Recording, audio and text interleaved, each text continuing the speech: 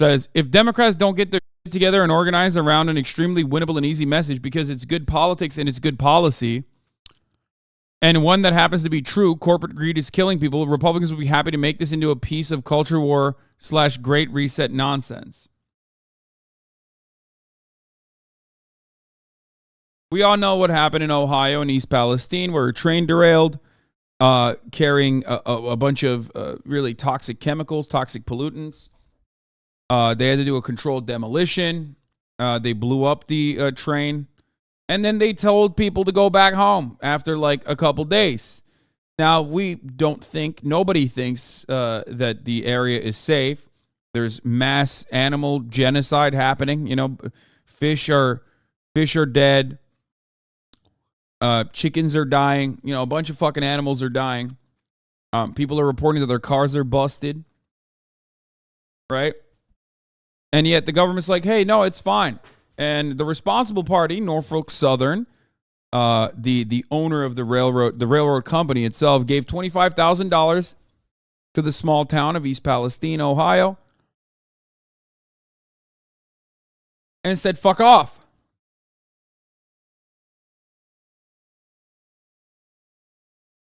In the meantime, another derailment happened in Houston, by the way, yesterday. We talked about that as well. You know, it's whatever. That's just the thing. Now, these derailments are not unforeseen. As a matter of fact, railroad workers have been talking about $25K to each person affected. No, $25K to the town. A town of 5,000 people got $25,000 from Norfolk Southern because of this ecological disaster that they caused. It's fuck you money. It's $5 per person. Now, we don't even know exactly how polluted the water is, for example. They have to keep testing. We don't know how dangerous exposure to the chemicals that are in the air could potentially be for the town of East Palestine, Ohio. But ultimately, it doesn't fucking matter. The media is not really covering it, and the issues have been talked about for a very long time. If you remember my coverage during the railroad strikes that Biden struck down, one of the main things that workers were talking about were better safety measures implemented, and also hiring more workers from the inspector side, hiring more workers, updating braking systems. All of these things were struck down by Norfolk Southern, worth $50 billion. That also had a lot of cash on hand, which it's using to the tune of $10 billion in engaging in stock buybacks. They decided not to improve their fucking safety structure. They decided not to improve their braking systems. Not to update it. They also decided to, spend at least $6 million in lobbying funds to make sure that the government doesn't force them to do that. But guess what? It's all accounted for, so who cares?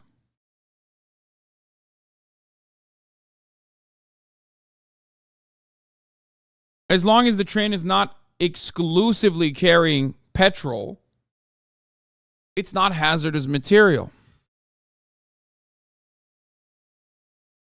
Another distinction that they pushed for and got.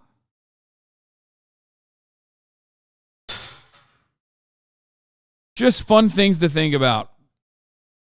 And the Democrats are not making a bigger stink out of this for some fucking weird reason. I don't know why. I haven't heard a single goddamn Democrat talk about this, with the exception of a couple from the squad.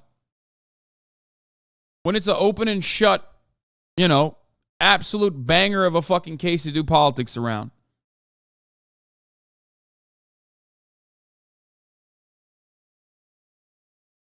It's good politics to say this is corporate greed. It's good politics to say it's Trump-era deregulation. Trump-era deregulation that caused this to happen. Now, of course, the other reason why the National Democratic Party doesn't want it to focus on it is because it came immediately after the Biden administration struck down, collective bargaining talks between the railroad union that basically brought this exact same thing and the probability of this thing happening up in those conversations.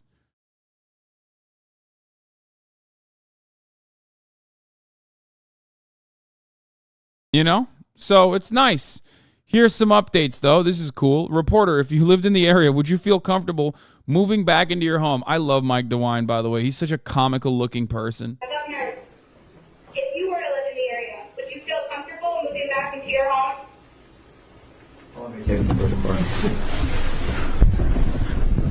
Look, I think that I would be drinking the bottled water, and I would be continuing to find out what the tests were showing as far as the air. I would be alert and concerned, but I think I would probably be back in my house. Governor.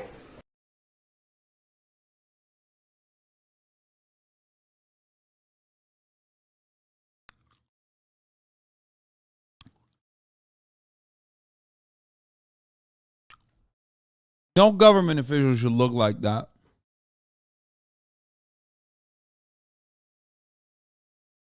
Just saying. Just cartoonish looking motherfucker.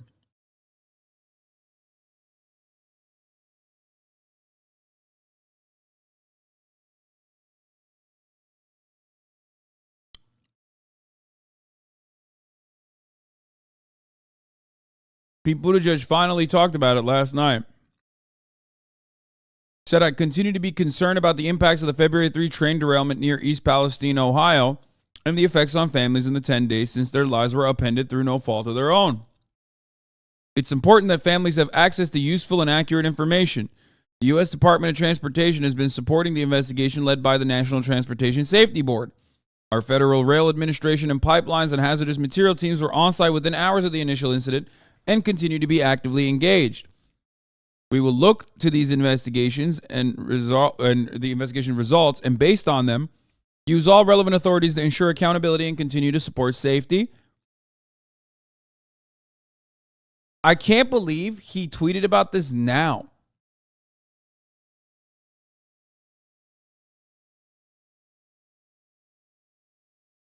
Like, this is a day of tweet.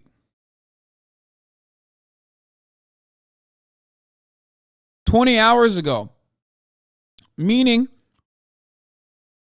like, it took him almost fucking 2 weeks. A week and change for him to even say anything about it. What the fuck?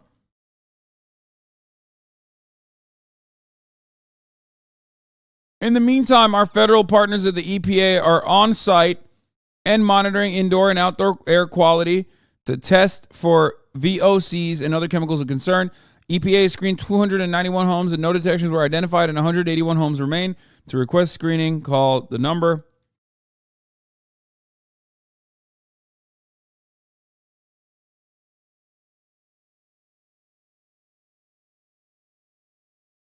Like, I don't get it.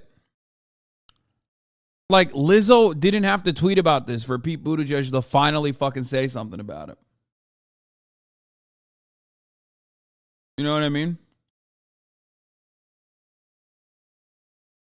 JD Vance tweeted about this 10 days after. Brother, you are, oh my God, that's even worse than Pete Buttigieg. Bro, you are literally, like, you have one job, man. This is your fucking job.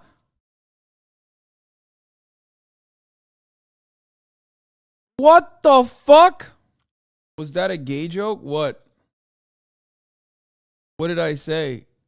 No. What could I have said? That would have been a gay joke. I think the Lizzo thing.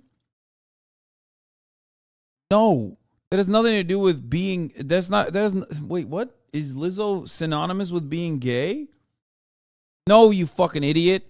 I'm talking about Lizzo because she did tweet about it. And Lizzo is like, you know, a figure in the Democratic Party that like everybody loves. You know, every like liberal loves Lizzo. She's a major celebrity. And only when like, you know, major celebrities tweet about this shit do the representatives and other people in positions of power finally like start saying stuff.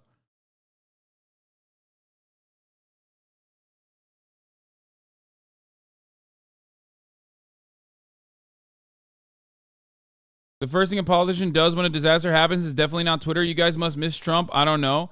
You are a delusional puppet and a bootlicker if you think that a press release to offer assurances to your constituents is just Twitter. How brain broken are you? A press release that comes 10 days later after a fucking catastrophe implies that you couldn't even do the fucking bare minimum for 10 fucking days.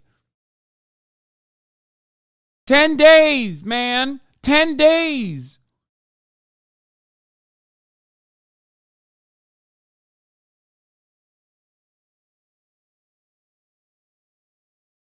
Now, ultimately, the chemical or the toxic pollutants and its long-term consequences might not even be as bad, but it doesn't fucking matter. Like, at that point, the fact that these people have not said anything and haven't done anything implies how normal they foresee this, how normal they believe this actually is.